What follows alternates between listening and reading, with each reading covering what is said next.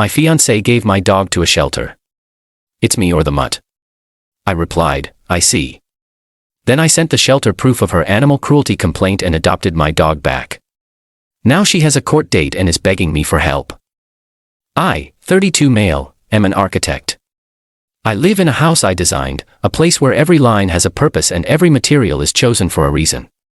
I try to live my life the same way with careful planning and intention. I thought my future with my fiancée, Jessica, 30, was my master blueprint. I've never been more wrong. I came home from a site visit 2 days ago to a house that was unnervingly silent. My golden retriever, Winston, always greets me at the door. He does this goofy full-body wiggle usually with his favorite worn-out stuffed lobster in his mouth. But that day, there was nothing. No wiggle. No lobster. No Winston. I called his name. An echo. I walked through the house, a cold knot tightening in my gut. His bed from the corner of the living room was gone. His food and water bowls weren't by the back door. The little rack where his leashes hung was empty.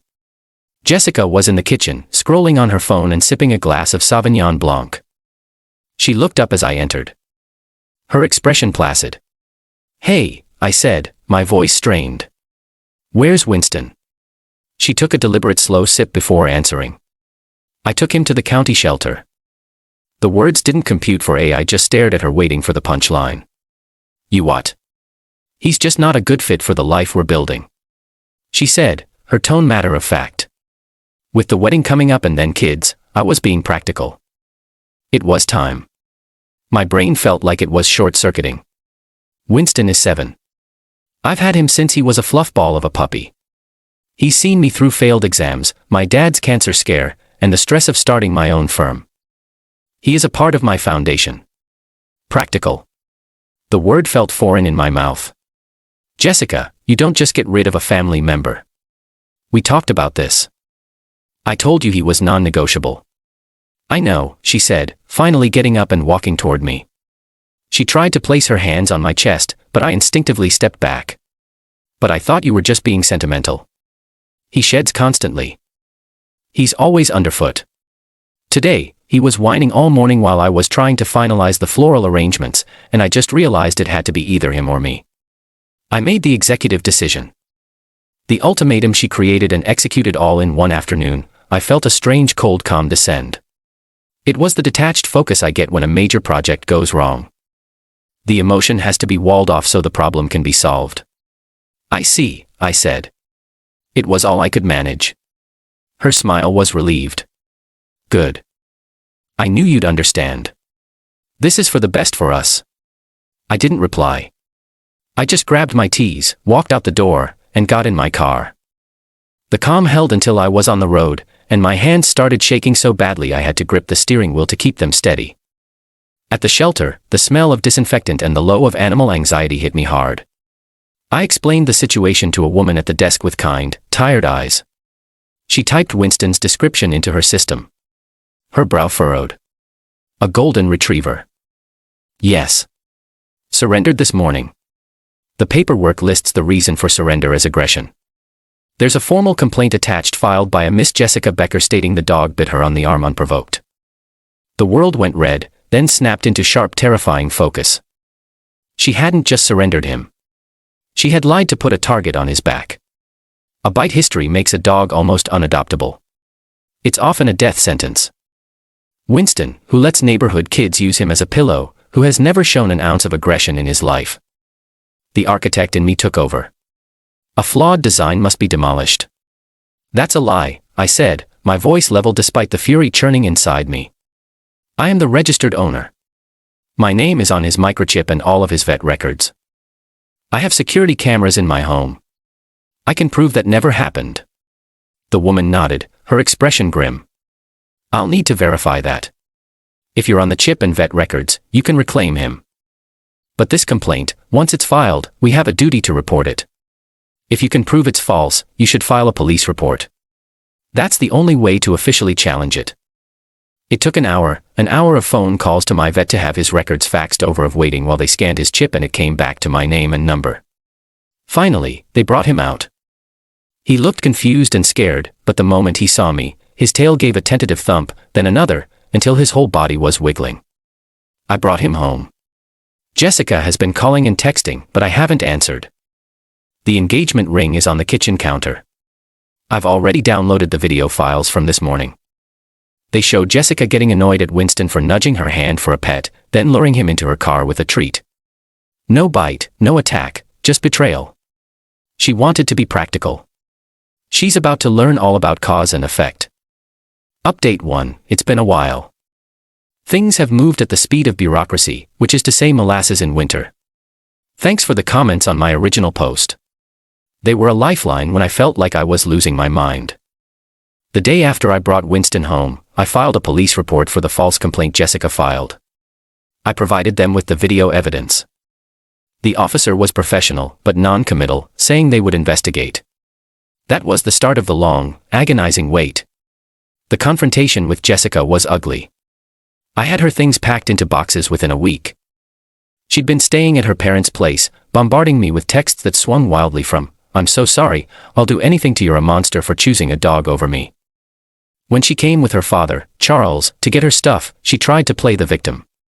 "Thomas, please," she said, tears in her eyes. "Don't do this." It was a mistake. I was stressed. "It wasn't a mistake, Jessica. It was a choice," I said, standing in the doorway while her father loaded boxes into his SUV. "You lied to try and have my dog killed. The only thing I have left to say to you is that you should probably find a good lawyer." That's when the real counter-move came. About a month ago, I received a certified letter from a law firm. It wasn't a clumsy demand for custody. It was smarter and colder. It claimed that Winston was shared property acquired during our engagement, and that she had made significant emotional and financial investments in the animal's well-being.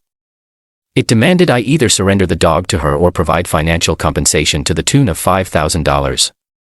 My heart sank. It was absurd, but it was official and threatening. I took it to a lawyer my own client had recommended. Her name was Sarah. She wasn't a cinematic character who laughed out loud. She read the letter with a thin wry smile.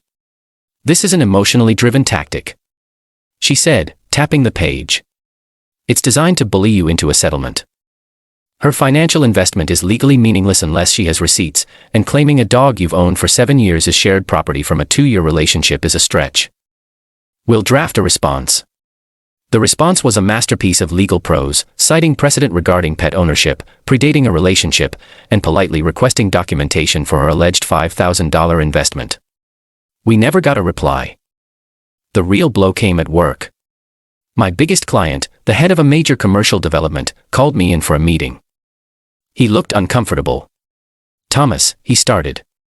"I got a strange call last week. It was from your ex-fiancée. She told me she was deeply concerned about your stability and ability to handle this project." My blood ran cold. This was the sabotage I had feared. "She's lying," I said, my voice tight. "I gathered that," he said, holding up a hand, "but you need to understand my position. I have stakeholders to answer to. The perception of instability on a project this large is a problem, regardless of the truth.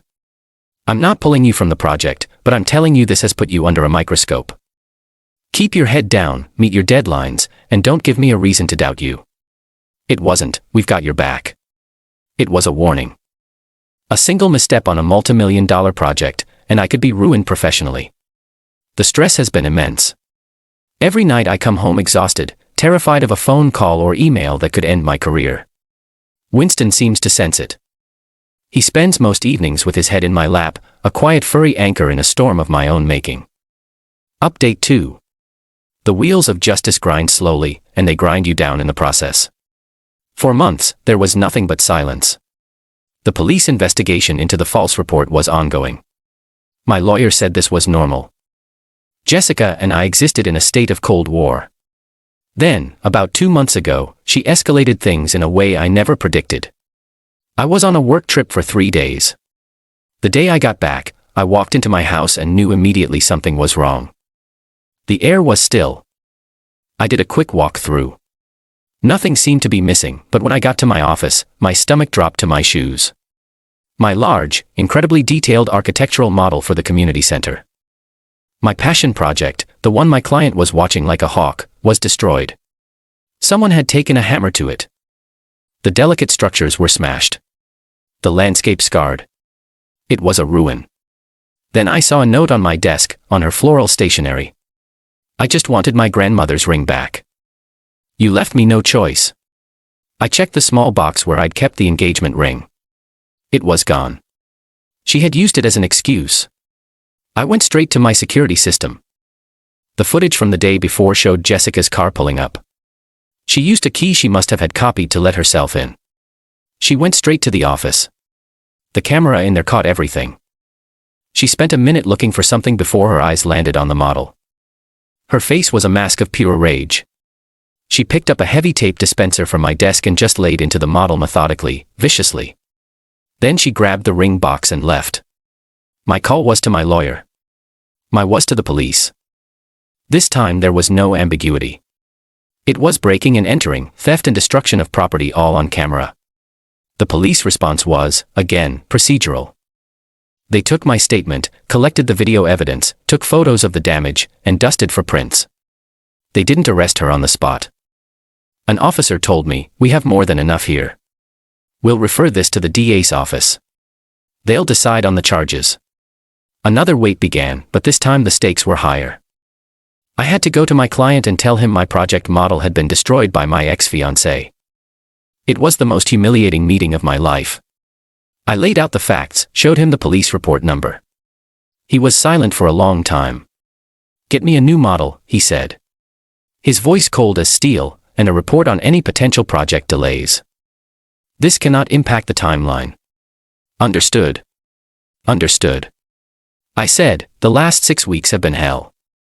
I worked 80-hour weeks fueled by coffee and rage to rebuild the model from scratch. My team was amazing, but the pressure was immense. Winston was my only source of sanity.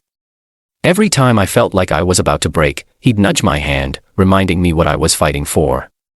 2 weeks ago, the DA finally filed charges. Jessica was arrested at her parents' house. It's all moving forward now, but I'm not celebrating. This whole process has cost me time, money, and peace of mind. There's no clean victory here. Final update. It's over. After a year and a half of legal maneuvering, delays, and rescheduled dates, we finally had the trial last month. It was a consolidated case, filing a false police report, breaking and entering theft and misdemeanor destruction of property. My lawyer had prepped me extensively. Just the facts, no emotion, let the evidence speak, and it did. The prosecution played my security footage. The video of Winston being gently lured into her car. Then, the video of her breaking into my office and methodically destroying my work. The contrast was stark and damning. The shelter director testified about the danger of a false bite report. A police officer testified about the B&E. I testified about the timeline of events and the professional cost of the destroyed model. Jessica's defense was to paint her as a woman scorned, pushed to the edge by a cold, unfeeling partner. Her lawyer argued emotional distress. Jessica cried on the stand. It didn't work. The evidence was too clear, too calculated. The judge found her guilty on all counts. There was no jail time, which we expected. The sentence was 2 years of probation, a significant fine that covered court costs in the $4,800 assessed value of the destroyed model, 250 hours of community service. The judge specifically barred her from working with animals. And court-mandated psychological counseling, and of course, a criminal record. She voluntarily surrendered her teaching license before the state board could revoke it. I saw her on the courthouse steps afterward. She was standing with her parents, Charles and Nancy, her face pale and blotchy. She saw me and walked over, a desperate wild look in her eyes. "Are you happy now?" she hissed. "Look at what you've done to me. I have nothing left." A year ago, I might have felt rage. On that day, all I felt was a profound sense of exhaustion and pity.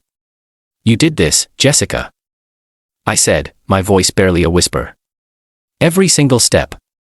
Your choices, your consequences. I can't pay these fines," she pleaded, her voice cracking. "My parents are helping, but Thomas, please. For what we once had. What we had was a lie," I said, turning away. "I have to go walk my dog," and I left. Life is quiet now. The fear that haunted me for over a year is finally gone. The community center project was a success and my firm's reputation is stronger than ever. The house doesn't feel empty. It feels like mine again. A few weeks ago, I unearthed the original blueprints for the house I designed for Jessica and me. I almost threw them away, but then I had a better idea. I laid them out on my drafting table, took out my pens, and started to redesign. I erased the massive walk-in closet in the master suite and replaced it with a custom dog washing station with a heated floor and a ramp. The formal dining room she wanted is now a library with a large bay window and a built-in dog bed. I renamed the plan on the title block. It no longer reads the Miller-Becker residence. It just says home. It's just me and Winston. It's a quiet life, a simple one, but it's built on a solid foundation. And this time, I know it will last. Thank you all for being a part of the demolition and the reconstruction. We're good now.